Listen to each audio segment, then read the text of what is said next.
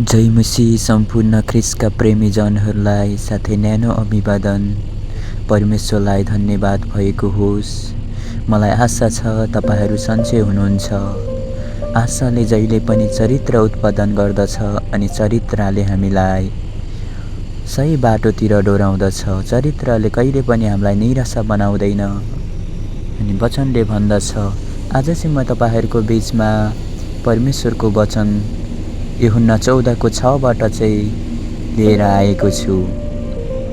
यहाँ चाहिँ एउटा गन्तव्यको कुरा गरेको छ मित्र हो। प्रियहरू, आज प्रत्येक मानिसहरू गन्तव्य बिना कहीँ पनि पुग्न सक्दैन। आज हामी हेर्छौँ भने चाहिँ एउटा चरा पनि उडेर जान्छ, देशभरि उडेर जान्छ, तर फर्किँदा चाहिँ ऊ एउटा बाटो भएर फर्किन्छ। अनि यो भौतिक कुरामा हामी हेर्छौँ भने चाहिँ एउटा रेलको पनि लिक हुन्छ।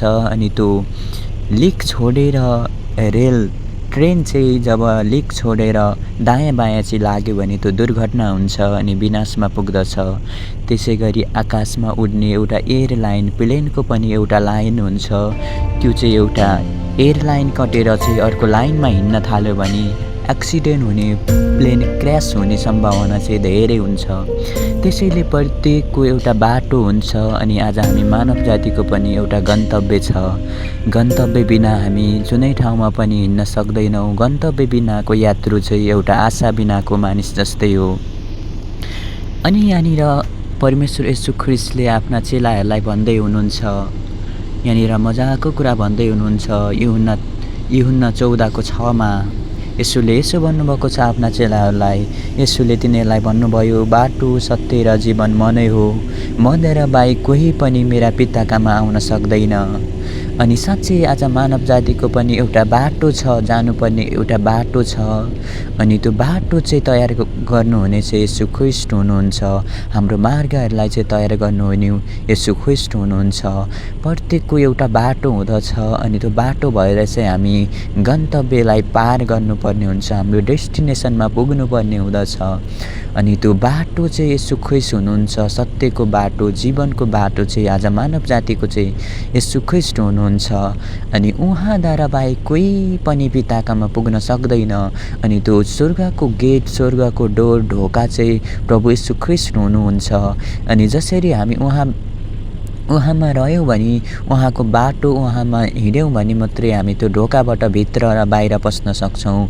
यदि उहाँबाट भएर गएनौँ भने हामी त्यो गन्तव्यमा पुग्न सक्दैनौँ।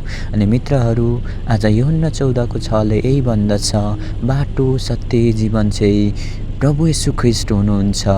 अनि येशू ख्रिस्ट बाहेक कोही पनि पिताकामा पुग्न सक्दैन। अनि आज हामी संसारमा कुन बाटो हिँडिरहेका छौँ, कस्तो अवस्थामा हिँडिरहेका छौँ, हामी आफैलाई एकचोटि बुझ्नुपर्ने हुँदछ। आज हामी संसारकै मौजमजा, संसारकै रीतिथितिर छौँ कि आज हाम्रो हृदयहरू बदलेको छ कि आज हामीले सृष्टिकर्तालाई खोजिरहेका छौँ कि सृष्टि गरिएका थोकमा पो अल्मलेका छौँ। आज हामी हिँड्नुपर्ने बाटो, सही बाटोलाई हामीले छानेका छौँ कि गलत बाटो छानेर हामी एक्सिडेन्ट हुँदैछौँ। प्रत्येकको एउटा लेन हुन्छ, वे हुन्छ, राइट वे हुन्छ। प्रत्येकको एउटा राइट वे हुन्छ, सही बाटो हुन्छ। मैले तपाईँहरूलाई भनिगएँ, एउटा ट्रेनको पनि एउटा लेन हुन्छ, एउटा लिक हुन्छ। त्यो ट्रेन चाहिँ लिक छोडेर दायाँ बायाँ गयो भने एक्सिडेन्ट हुन्छ अनि चाहिँ विनाश हुन्छ, मृत्यु छाउँछ। त्यसै गरी हामी मानव जातिको चाहिँ येशू ख्रिस्ट एउटा बाटो, सत्य, जीवन हुनुहुन्छ। यूहन्ना 14:6ले भन्दछ, म बाहेक कोही पनि मेरा पिताकामा पुग्न सक्दैन। प्रभु येशू ख्रिस्टलाई महिमा भएको होस्। हाम्रो बाटो, सत्य, जीवन उहाँ नै हुनुहुन्छ। उहाँमा मात्रै उद्धार, मुक्ति, उहाँमा मात्रै हाम्रो अनन्त जीवन छ। अनि प्रभुलाई धन्यवाद भएको होस्। उहाँबाट मात्रै हामी स्वर्गको ढोका प्रवेश गर्न सक्छौँ। उहाँबाट भएर मात्रै हामी त्यो ठाउँमा पुग्दछौँ। साथै यो संसार एकदमै डरलाग्दो छ अनि एकदमै डरलाग्दो छ।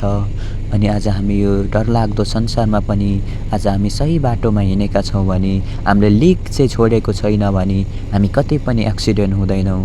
प्रभुलाई धन्यवाद भएको होस् यो वचनबाट।